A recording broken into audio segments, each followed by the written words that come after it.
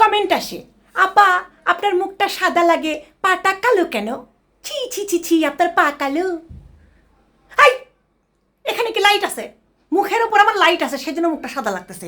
ওখানে কি লাইট আছে? ওখানে অত দূরে লাইট যায়?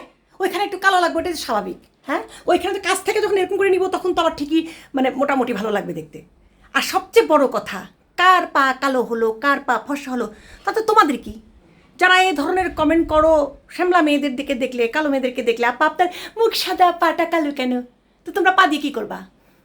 পা চাটাচাটির অভ্যেস আছে? তোমরা কি পা কলের মধ্যে নিয়ে চাটবা? যে তোমাদের কালো দেখলে ঘৃণা লাগতেছে না, এর পাটা তো চাটতে আমার মজা লাগবে না? ফালতুগুলা। এর চেয়েও কিন্তু খারাপভাবে উত্তর দেওয়া যেত।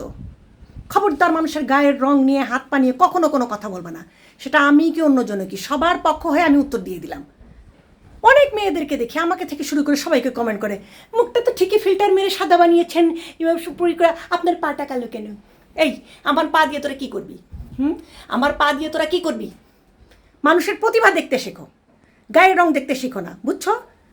বাংলাদেশের কয়টা মেয়ের পা ধবধবে সাদা হয় রে? হ্যাঁ,